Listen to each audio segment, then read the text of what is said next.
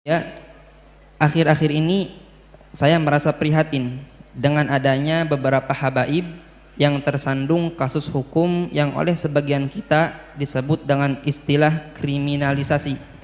Sikap sebagian saudara-saudara muslim kita yang lain ikut mencaci dan mengolok-olok para habaib yang dijadikan tersangka dalam kasus hukum. Mereka ikut mencaci dan mengolok dikarenakan para habaib tersebut dakwahnya dianggap keras dan kasar, serta dianggap berseberangan dengan kiai atau tokoh agama yang mereka ikuti. Bagaimana kita harus menyikapi keadaan ini? Bagaimana sikap kita jika seandainya ada perilaku seorang habib yang tidak kita sukai atau perilaku seorang habib yang melanggar agama? Habaib atau kaum asyraf sadah adalah orang-orang yang dipilih oleh Allah dengan nasab mulia, yaitu nasab sambung dengan baginda Nabi Muhammad SAW melalui Sayyidat Fatimah Zahra. Kalau memandang mereka, kita pandang dengan dua cara pandang. Sebagai manusia kita lihat mereka, beliau-beliau adalah manusia yang bisa bersalah. Tapi di sisi lain kita harus tetap melihat beliau adalah dzurriyyah Nabi SAW. Kalau mereka melakukan kesalahan, jangan sampai kita menjadikan merendahkan kehabaibannya. Naudzubillah. Kadang muncul kebencian di hati kita. Habib. Ini sudah ada muncul kebencian. Kalau dia salah, kita katakan salah sebagai manusia. Tapi jangan dihubung-hubungkan dengan istilah habaib. Karena kalau kita menyebut dengan nada merendahkan kalimat habaib, kita akan merendahkan sesuatu yang sambung dengan Nabi SAW.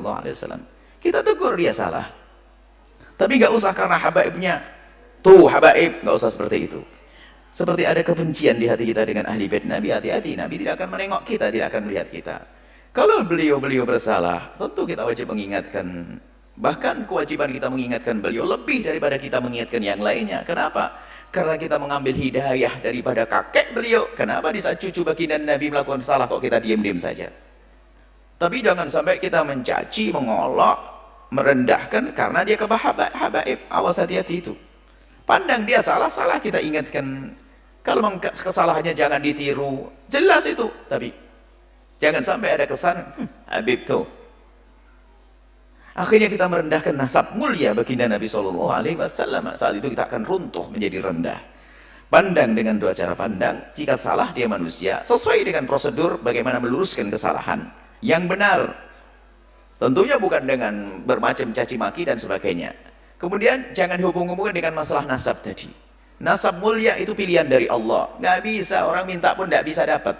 Itu sudah dipilih. Beliau punya nasab sambung kepada Rasulullah SAW. Jangan sampai kita merendahkan kehabaibannya itu. Berarti kalau kita merendahkan kehabaibannya, kita merendahkan nasab mulia. Hati-hati. Kalau salah, kita tegur. Wajar, tapi tidak jangan dihubungkan masalah habaibnya kemuliaan itu. Dzurriyyah Nabi SAW adalah mulia. Waspadalah, kadang ini lihat, karena ada kedengki tersembunyi di hati kita kalau sudah habib lah gitu. Habib. Bahkan sampai derajat mendustakan nasab, habib palsu. Tidak bisa, kalau nasabnya benar, tetap benar. Kita mengatakan palsu, malah masuk wilayah dosa lagi. Kalau masalah ada habib yang bersalah, ya tugas kita bagaimana? Sebagai pengikut Nabi yang mencintai Nabi, gimana perilaku kita dengan cucu Nabi? Apakah kita rela cucu Nabi melakukan kesalahan seperti itu? Kalau kita rela, Nabi tidak akan rela kepada kita. Nabi akan marah, kamu mengambil hidayah dariku, tapi cucuku salah kau biarkan. Akan marah Rasulullah kepada kita. Tapi juga jangan dicaci, direndahkan gara-gara kehabaibannya. Hati-hati. Ini penting sekali masalah urusan dengan habaib dzurriyyah baginda Nabi Muhammad SAW. Wallahu a'lam bishawab.